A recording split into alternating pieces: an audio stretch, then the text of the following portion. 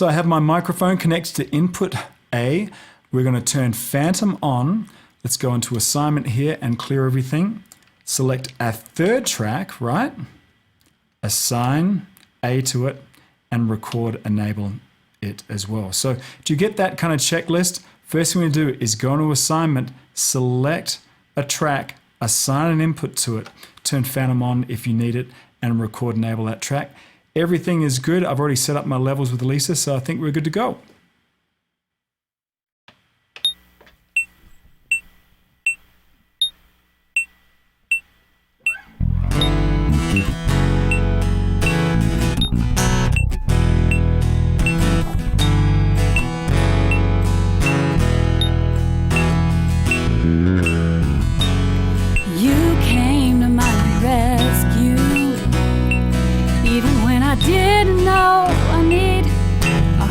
Fix that up.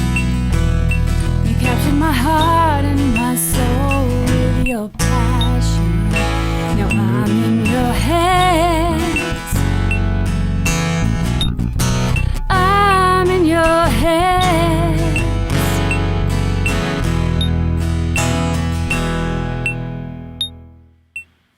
Okay, we'll go back to the top of the song. I'll take record enable off and we'll be able to hear all of those three tracks playing back completely independently. I think the guitar comes in.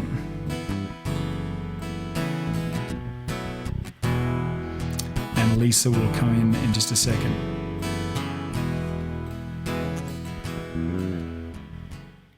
You came to my rescue.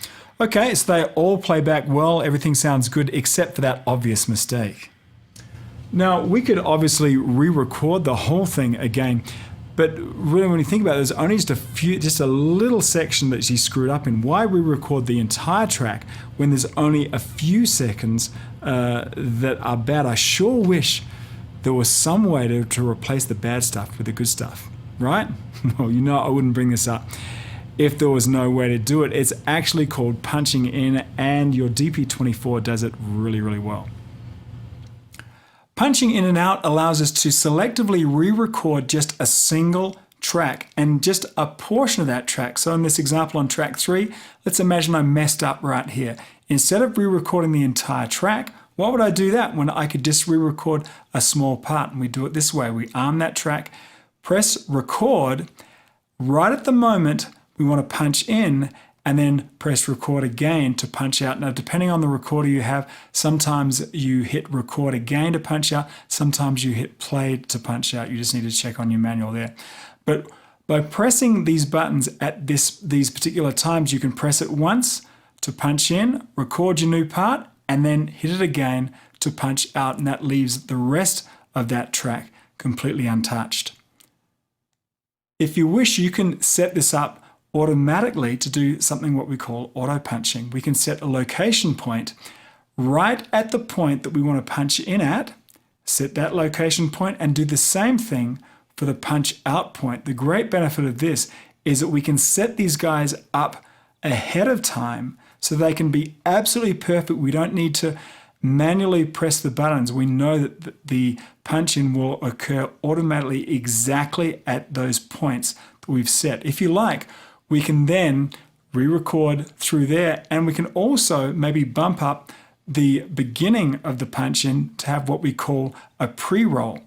In other words, that whenever we go into auto punch mode, it will pre-roll just maybe a second or two before the actual punch so that we can kind of get up to speed and do a very clean punch. So do you understand what punching is in now? We're going to use this technique to fix Lisa's vocal, and we can do this in a couple of different ways. First one is manually by pressing the record key on and off, or automatically using auto punch right here. Let's start out by using the manual method first. So I still have Lisa's mic plugged in and assigned to track 3, which is armed for recording. All I then need to do is press play, and then when I get to the part I need to punch, I press record to punch in and again to punch out. Let's do this.